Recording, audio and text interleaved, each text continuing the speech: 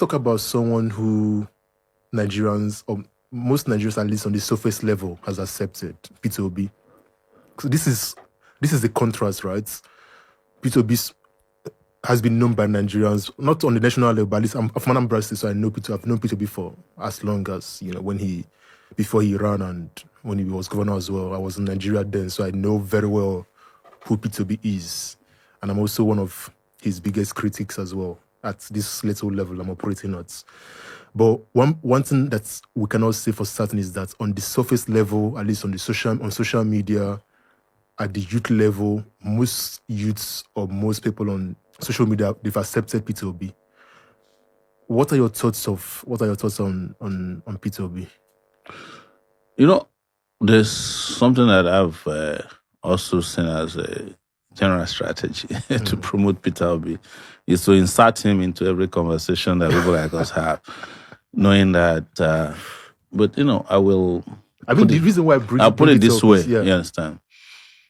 Except somebody who doesn't know numbers, even the acceptability of the Peter Obi you are talking about pales in comparison to Buhari's acceptance when he first ran for office, in which he got 12 million votes against Obasanjo, and I think Obasanjo got 24 at that time, even though we know they made up the numbers. He ran again. That 12 million votes has been a constant or a recurring decimal in figures. And that time there was no social media, but these votes were coming in. So he was also seen as the most accepted person at that time, as against those who win elections. So, but like I said, I think the strategy these days is to inject Peter Obi into every conversation so that you can keep the myth that it's accepted. But if you look at the numbers, I'm talking about their own numbers now, it doesn't look to me that this assertion is true. You can say that about some young people. You can say that about even some old people. You can say that about certain demographics, Christians, for instance, and some of them, Christians, Northern Christians, who, in their response to the Muslim ticket, was looking for somebody, and he fit into their bill. But if you want to have a honest conversation about acceptance, I don't think you're diving deep enough to get it. But you have excused it by saying this is on the surface. Yeah, social media. Yes. Stuff, yeah. So, but you know that's it's not real life. It's not real. Yeah, of course. Yeah. In terms of even the outcomes of their own elections. Yeah. So that's how I see it. But now that you got him injected into this conversation. But what do you think of his personality? What do you think of him? See, I know him as far back as 2007 or thereabout, when he was cheated out of the governorship at first, and he was introduced to me, not in person, but his situation, by a friend of mine I respect a lot, Ken Dibe. He's from Anambra State as well. He's a great writer. And he said, "This is Peter Obi guy." We were all in the US at that time, and he's been cheated. And we went to work. Never met him. In fact, I met Peter Obi for the first time with Chinua Achebe. Wow. At an Achebe lecture several years later, I think, when he was now already governor. So he came and he was telling Achebe, Ojukwu was there too, and he came back. This was the day I knew that Ojukwu spoke Yoruba fluently, because I interviewed him. Okay. And it's still on the internet. And he said to Achebe, "So I'm meeting Sowore for the first time. This guy was the one who made me governor." And Achebe is like, "Yeah, I'm not sure," because Achebe and I were close. His family, myself, before, he died. I mean, I sought Achebe out on my own. He's someone I've always loved, his books and his intellect. Yeah. So, and then Peter Obi said, "Can we meet upstairs?" And I said to him, "Please, I'm not doing all this meet upstairs." And my witness was his person at that time, Valentine Obinyam. That was his special advisor on publicity. Very rabid guy like that. So, and a few years later, came okay and said, this guy is such a substandard, liar. And we started evaluating Peter Obi's performance and found out that everything you heard in terms of publicity, and that's the way he was packaged this time around, was the opposite. Substandard buildings or things that were never done. They were packaging him. Mediocrity. Yes, it was mediocre. We got upset. And we started digging into it. I'm telling you, for the first time, to his governance, and found him to be a fake, as fake as they'd come. I agree, 100%. And he got upset. They went and printed posters in Anambra State. I think it was done by, Valentine, accusing me and Okedibe of being gay partners. So that's why I also knew that all the social media rabid attacks, he endorses it. Yeah. That's how he operates. But, he will maintain dignified distance and act like if he sees you, he'll greet you like. Yeah. But besides that facade, Peter Obi can lie. Yeah. When we were running for election, I noticed something about him. If Peter Obi wants to take a private jet, he will go and enter through commercial place. So he'll greet everybody, you think, and then they'll bring a vehicle and put him to go to the private jet area. One day we arrived and we came to campaign, and I think we're both in Lagos. We arrived on the same flight. This one was a commercial flight. And he waited for me. Maybe they deliberated at the entrance of the plane. And I greeted him. By that very time, we took pictures. I had not left. I posted the picture of myself, and these people were like, Sowore has bowed down for Obi. But here is the next part. So we entered the vehicle. I saw him entering a vehicle, and I followed. Turns out he was going to the private section where they treat VIPs. Oh. And then saw him with a whole coterie of, I said, but you came alone and they were all there. Apparently, those ones probably flew on a private jet. Okay. But he decided to fly commercial.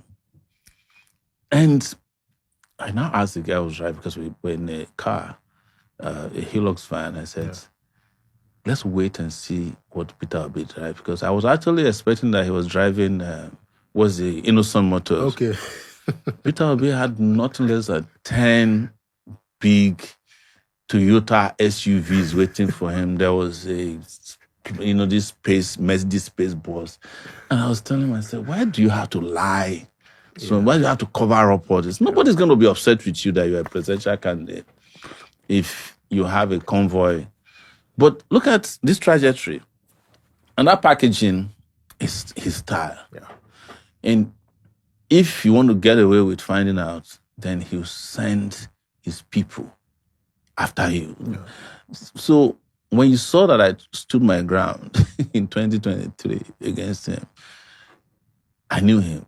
And he knew that I knew him. But there were guys who were against him in those days who didn't have the courage to come out again because they were afraid of the backlash. And they did a fantastic job of scaring everybody. Yeah, for some people, it may work for some people. For some others, it only adds the fire to them to keep on speaking out. So that's like I said, you wanted to hear this. Now you know it. No, I've always known. The reason why I bring it up is kind of linking back to what we said about before. Like, for me, I always feel why did they choose Obi, at least on the surface level? Let me explain to you a very succinct explanation. And see, after NSAS, anybody who is a student of politics or history knows that the young people who fought a system they never thought could capitulate, because the system capitulated under NSAS. It was shaky. Yeah. It was shaking to its core. And they saw it. They usually go for power. And when that happened, he was presented to them as the new face of the struggle. And it was all packaging, like I said. The elites came and said, look, if we allow one young person or all these young people to go with a person we can't talk to, we're finished. So they had to invest in that. And that was what produced him. And the people that did it know themselves. They were the NSAS connoisseurs. The people who made it through NSAS, who became popular NSAS. They all rallied themselves together. And I was aware when they were planning it. But I said, how can you do this? Because this guy is establishment boy. Those were the first set of people that started attacking us. And I can mention their names. Aisha, we were in a group. Macaroni was there, Deji Adeyanju, Aisha, Faz, Femi Falan. We were in a group after NSAS, and Aisha kept saying, whomever is here, you should go and run for local government to House of Rep. And one day I called her, I said, who's going to be president? She said, I don't care. Just make sure that anybody, we go and take over. So I called our people, I said, look at the game Aisha is playing. They already have a candidate. At that time, I didn't know it was Peter Obi. But they had been working on that ground before that time to present him as a candidate. And they had prepared who was going to be a stumbling block and how they were going to attack everybody and overwhelm everybody so that nobody can oppose their decision. It was a tyranny of a minority. Yeah. Even Wole Soyinka confessed to me that he fell for it up to a point. He's like, I was almost endorsing this guy. And then he woke up one day and his name was all over, and he said he was asking, what did I do wrong? What did I do wrong? It turns out they just picked on him for no reason.